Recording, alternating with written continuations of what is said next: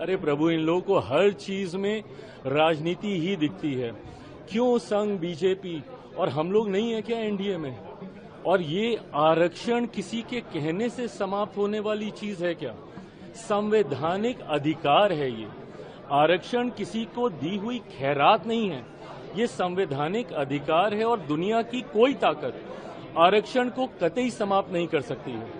और जो लोग इसको समाप्त करने की सोच रखते हैं, कभी समीक्षा के माध्यम से, कभी सुधार के माध्यम से, उनको संभवतः ये पता ही नहीं है कि आरक्षण क्यों जरूरी है।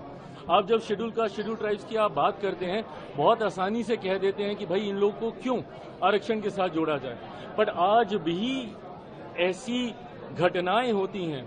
खड़गे साहब के साथ क्या हुआ था? उस मंच पर गए थे, उस मंच का शुद्धिकरण किया गया ना।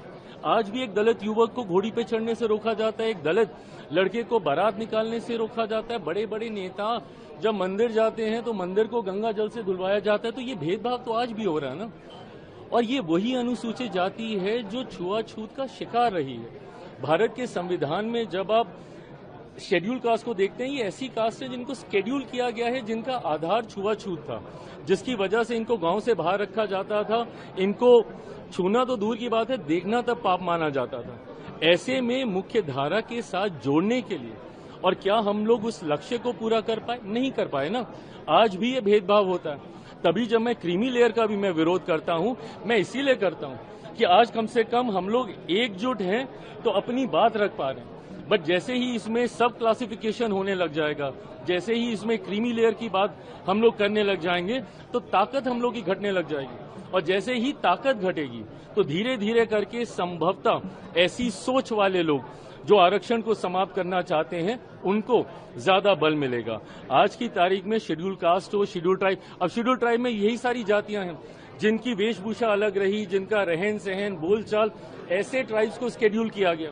पिछड़ा वर्ग से आने वाले लोग जिनको संभवतः मौके नहीं मिले, इसके माध्यम से उनको, और अब तो जो लोग आर्थिक तौर पे कह रहे हैं, ऊंची जाति से आने वाले गरीब लोगों को भी 10% का आरक्षण मोदी जी की इसी सरकार में हम लोगों ने पारित करने का काम किया। तो जो लोग ये सोच रखते हैं कि आरक्षण पे चर्चा होनी चाहिए, सुधार होना चाहिए, समीक्षा होनी चाहिए, बाबा साहेब की सोच से बनी हुई ये व्यवस्था है और दुनिया की कोई ताकत इसको, और मैं जब तक हूं, मैं इतना तो मैं पूरे गारंटी के साथ कह सकता हूं कि जिस सरकार में चिराग पासवान है, रामविलास पासवान जी का बेटा हूं, कतई इस व्यवस्था को बिगड़ने नहीं दूंगा।